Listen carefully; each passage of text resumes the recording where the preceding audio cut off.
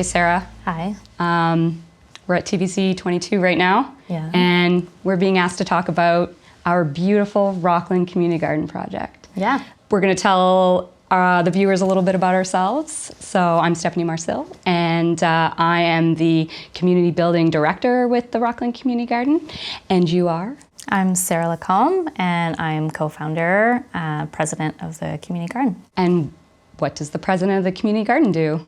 So my main responsibilities are managing the executive committee and making sure that we stay on task, stay on goals, set meetings, and if there's any conflict at the garden, then I also manage that. So we are here at the Growing Green event organized by the Rockland Community Garden happening here at L'Escale. So hi, how is it going today, this event? Oh, I think it's going all right. Pretty good turnout. We've got lots of our vendors here. We've got our seminars and workshops that had great registration rates. So far so good. People are coming out. It's great. Yeah. And what kind of workshop is there offered today? So it's all workshops and seminars in the theme of gardening, nature, and sustainable living. So we've had a vermicomposting workshop already. We've had a 3-season planting plan workshop already. We've got lots more to come as the day progresses. Yeah. And where does this idea came from? The idea came from me. It's primarily a fundraising event to support the Rockland Community Garden. So I just wanted a way to help us stay connected in the off-season with the community and help us raise a little bit of money for all the wonderful projects that we have planned. And are you thinking about hosting this event next year again? Well, that is the plan, we wanted it to be an annual event. So, we're going to kind of evaluate how today goes. And, if we have a good response from attendees and the participants, I don't see why we wouldn't run it again. Yeah. All right. Well, thank you very much. Thanks so much. Thanks for coming out. We have our big Growing Green event. Yeah, of we have course. to talk about that. Yeah. So this year will be our second annual Growing Green, and that is an event that started off as a fundraiser, and it still is a fundraiser for the community garden because we do have some more projects that we want to get at. But it is also a community building event, right? We're bringing in local businesses from all around the Ottawa Valley that are all in the theme of gardening, nature, and sustainable living. Yeah. We've got educational workshops, hands-on seminars. So it's a way, again, to give back to the community, to educate the community in something that, we're all passionate about, and to bring all these like-minded people together, or maybe people who aren't sure about it and want to just check it out. Yeah. We will talk with some vendors to have an idea as to why they decided to participate. So hi, can you present yourself? Hello, I'm Chef Nook, a Canadian chef. I love using local products around the city. I go in people's home. I do private tastings. I host weddings, anniversary, birthdays, anything like that. All right. And what are you doing here today? Today I'm trying to showcase really using local stuff. We are in the winter, but I'm showcasing last year's crab apple that I preserved, some shallots as well from last year that I pickled. So just trying to showcase some local stuff and support the town where I'm from. All right, well, thank you very much.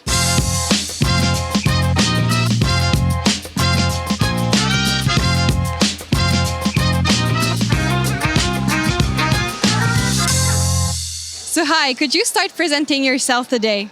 Hi, I'm Michel Villeneuve. I'm the owner of Les Vergers Villeneuve and Blueberry Farm. We're located in Saint-Pascal, and we're a fruit farm, and we make fruit wines. And what are you doing here today? I'm selling wine as well as other local products. We have a mini market at our farm, and it's all local.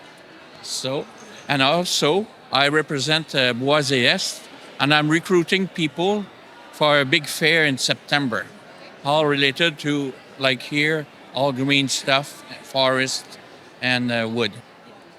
All right. Well, thank you very much. Thank you.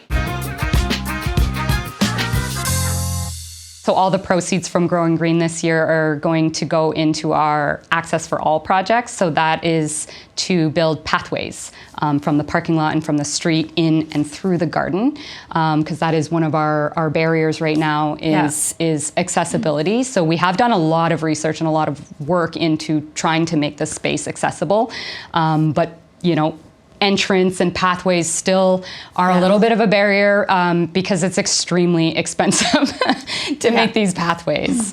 Yeah, we've done a lot of work on the inside of the garden to make it as accessible as we can with the resources that we have. So now it's time to make those connections. So because it's something that comes up the last 2 seasons, people are having an issue traveling from the parking lot to the garden. Yeah, it's not easy. It's a long way. And then also our water supply. We added more growing space without realizing that our rain barrels collect just so much water. So we're wanting to do a city water connection, which will be another good chunk of money that we'll need to fundraise for. Yeah. So that's future phases. Yeah, we're taking a pause this year to take a breather and just focus on what we already have, refine things on site, finish little loose ends. Improve the membership experience, improve the volunteer experience, and just really, put our focus and efforts into, as Sarah said, what's there, right? Yeah, building that community too, bringing people to the garden, I think is what's important, because we want it to be a community hub. We want the schools to be able to use it. Or we have another of our partner, she has a Wild Fun on Nature Play, her nature school.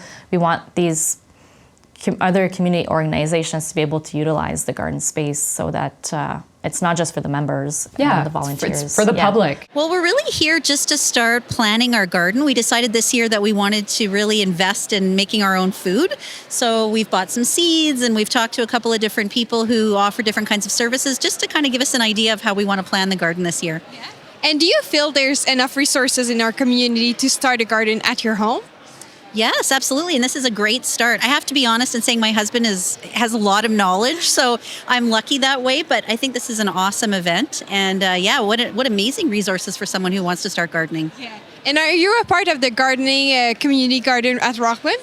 No, I'm not. We live a little bit outside of Rockland, but I'm here with my mom who lives in Rockland, and she's also done some just backyard gardening. So I think regardless of whether you have a big space or just, a little bit of space in your backyard, we can adjust, right, depending on what you have available, and that's what we're learning today also. Yeah. All right. Well, thank you very much for today. My pleasure.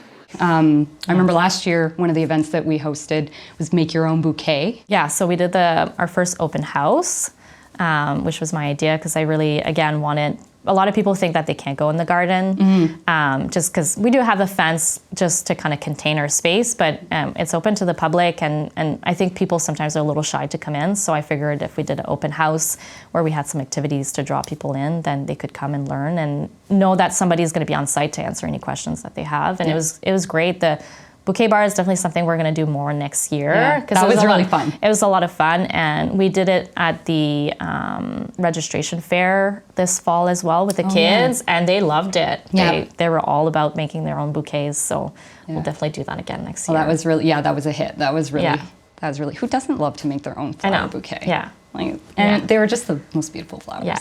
Yeah, it turned out good. So we're always looking for unique partnerships, ways that, we can kind of integrate ourselves in the community. Yeah. And that was always our vision from the start, right? Is just being more than a community garden, being a space that, is really integrated in the fabric of the community, right? Where people can come and they can volunteer and they can learn. And so it's really exciting to us that that's actually happening. Yeah. Hi, how are you doing today? I'm great. How are you? Good, very good. So could you start by presenting yourself? Yeah, my name's Jenny Wilson. I'm the secretary for the Community Garden program here in Rockland. And what is happening here today? This part of the event today is our used clothing sale and tool swap. So the used clothing we're selling for $25 a bag. Everybody can come in, fill a bag for $25, and all the money goes towards supporting the community garden. Yeah. And how this help the sustainable living? Oh, by making sure that people have a sense of community when it comes to growing food and sharing resources. Yeah. All right. Well, thank you very much. Thank you. So hi, could you present yourself and your company? Yes, so my name's Sean Edwards. I'm the owner-operator of Ground Guardians Property Maintenance. We're a local property maintenance company that started last year in 2024 here in the Rockland area. And just offering services, local lawn care services to the general area. And why did you decide to sponsor this event? So when I moved to Rockland in 2023, the Rockland Community Garden is actually one of the first organizations I got involved with. So at the time, I was actually in the military, and I volunteered with the garden to help, launch their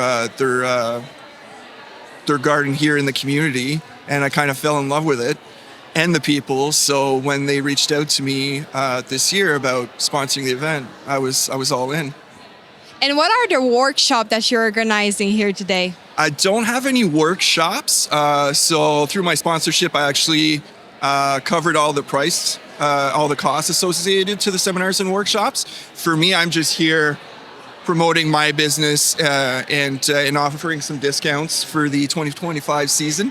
And that's it, yeah. All right, well, thank you very much.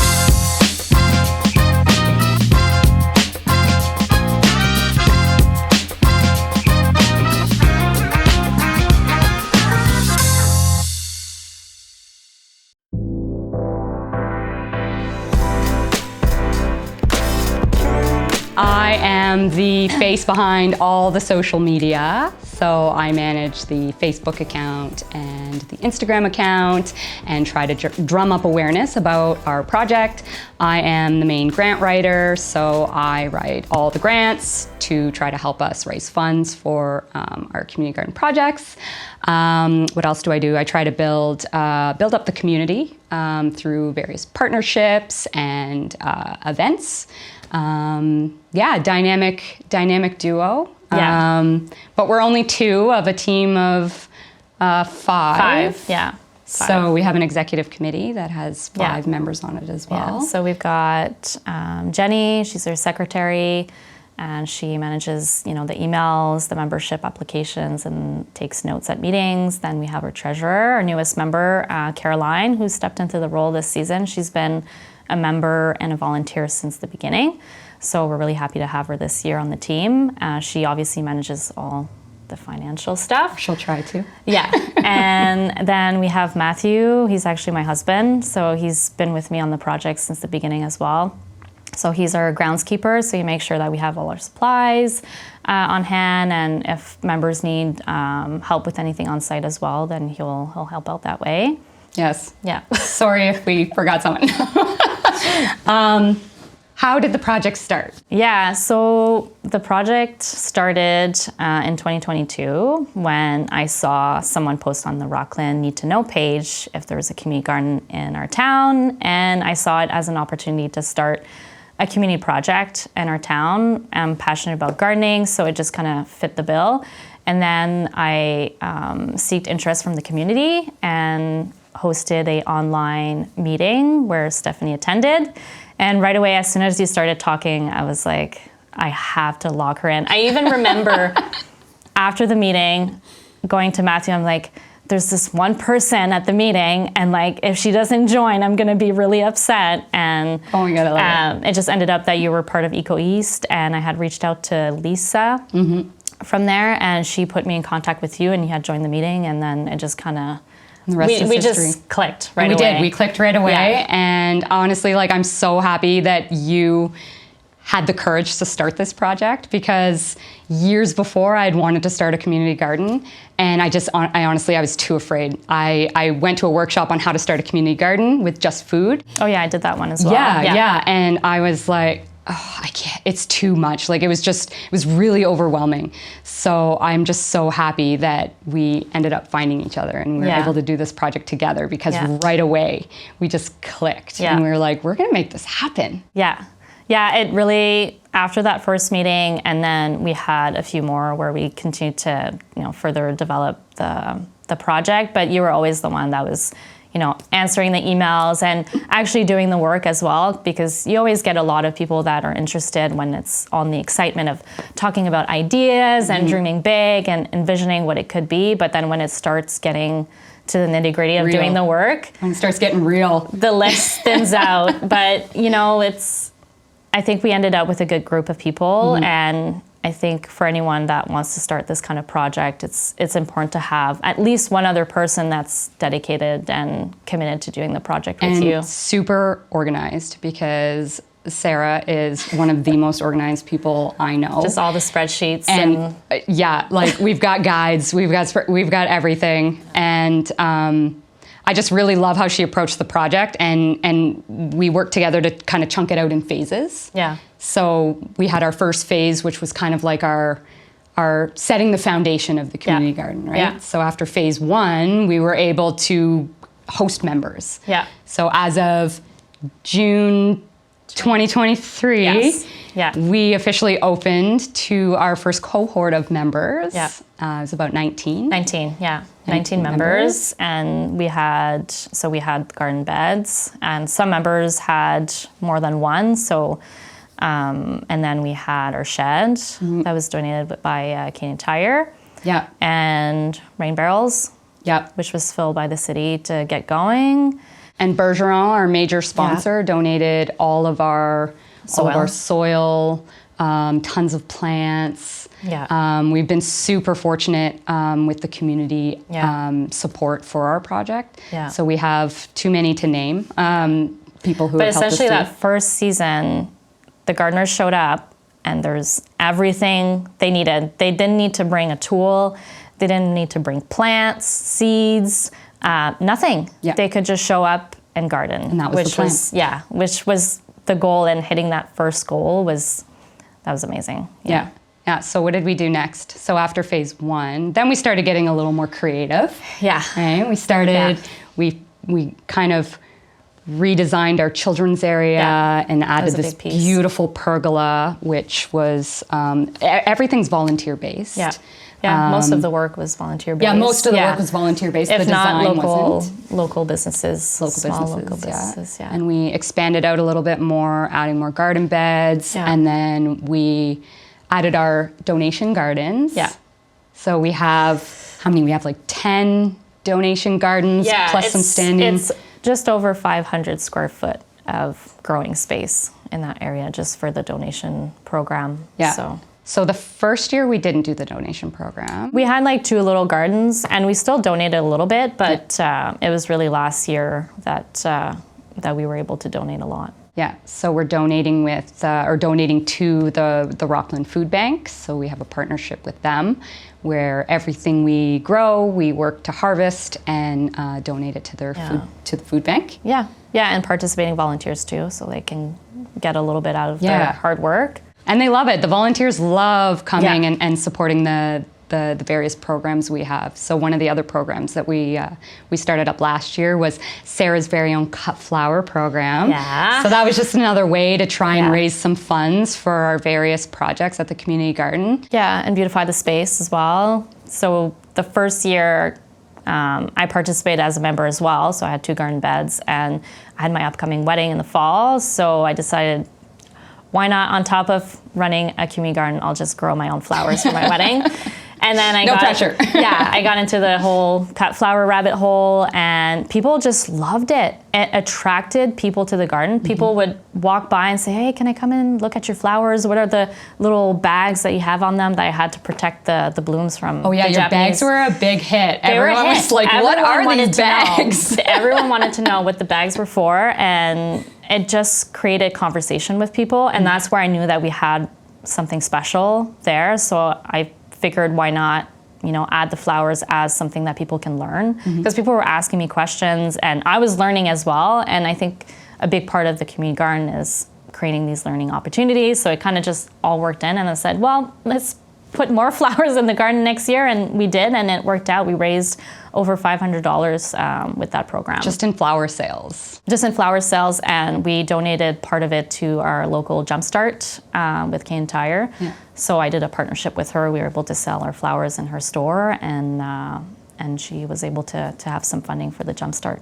Yeah, so we have a few things that we did. We did mint with Café Joyeux. Was that the first season, I think? We didn't do that last season. Yeah, that was the first season. Yeah, the first season we grew mint. And then we had so much because it just grows like crazy. It's a weed. And then I don't remember how it happened, but someone reached out to Café Joyeux and they made some mint syrup and they were selling Yeah, they made drinks. like summer drinks Yeah, and then gave summer us drinks. the proceed of the sales towards the community. So there was that one, and then we did, we grew some lavender and reached out to Koeno Soap, and she made some bath bombs and soap, and again, it was kind of this exchange of,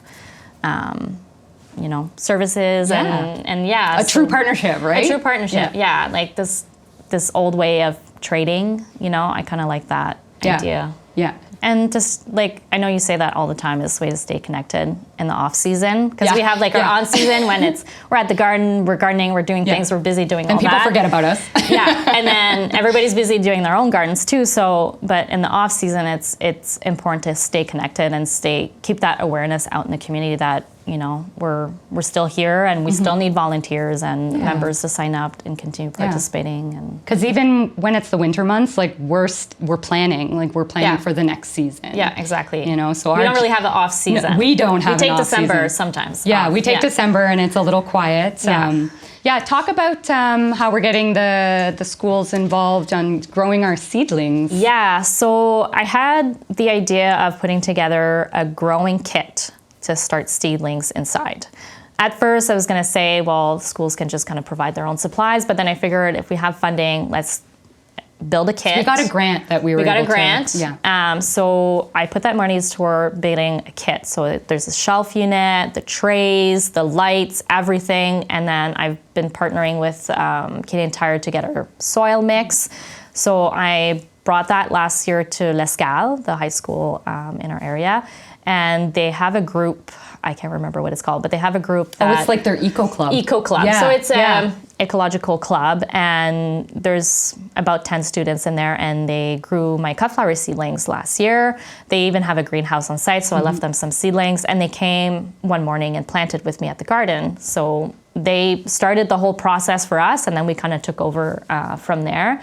So I repeated that again for this year. So there's going to be L'Escale growing produce and cut flower seeds. And then there's also Wild Fauna Nature Play that's going to be also growing seeds for the donation program in the cut flower. I'm splitting it up between the two so they get to experience growing produce and flowers as well. And then they'll come to the garden and plant. Yeah. So. That's just, one way that we're trying to get the schools engaged. Like we would love to be more and more engaged with the schools. So I'm working right now trying to get them involved in growing green. Okay. So I'm like, why don't you have a table? I just learned that L'Escale has, they're growing the butterfly chrysalis. Oh, okay. I don't know how to say it, but they're growing them. They're like breeding them, or and they have their eco club, and like you said, they have their greenhouse. So I actually made a connection with Richie's Feed and Seed. Okay.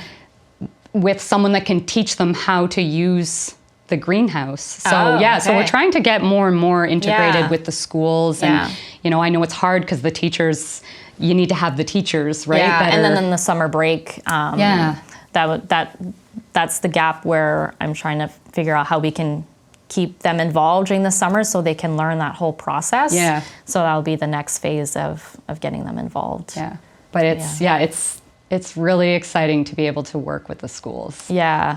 Well, I really want the kids to be involved at the community garden because we're here now, but we're going to get old. Yep. We're going to get tired and we're going to, not always going to be there to take care of the garden. So they're the next, executive committee members. They're the next members. They're the next volunteers. And so we have to get them involved as young as we can so that they feel like this is important to them. It's important for their community, and not to mention how important it is to just know how to grow your own food. Right? Yeah. Just having that skill of being able to, grow from seed and care for it. And one of our workshops at Growing Green is Canning 101, right? Yeah. So what to do with the, the literal fruits of your labor. So it's such an important skill. So the fact that we're able to connect with the schools and kind of like share that passion and knowledge with the next generation is it's pretty awesome. Because that's what I think I'm realizing the most with this project is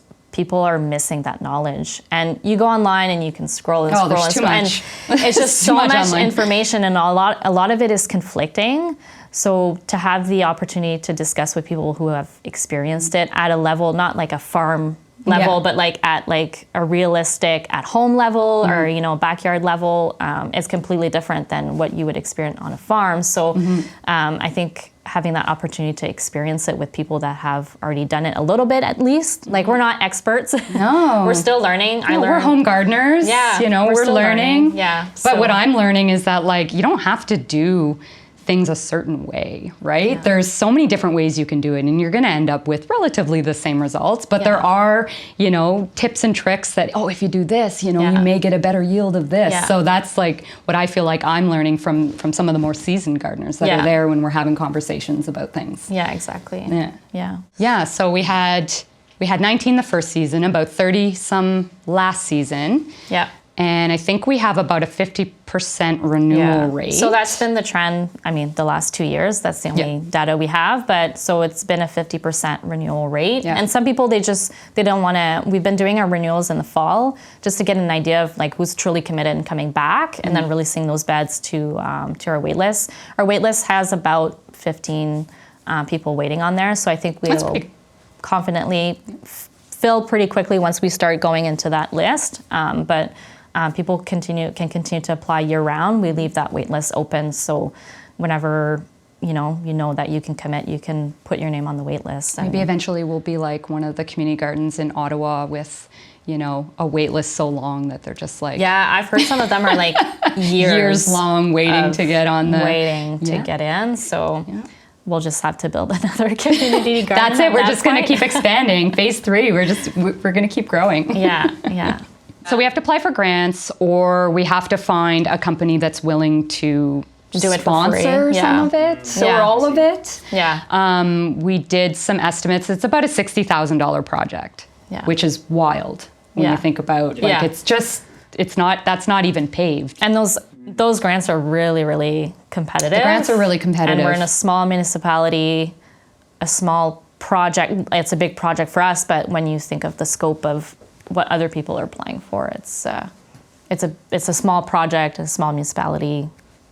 It's serving a very small amount of people, so it's in the priorities of what they'll select. We're not not the top pick. No, for sure. For the big grants like we applied for last time. So we keep fundraising, applying for grants. Fundraising is going to be our main hoping for some sort of sponsor angel. Yeah.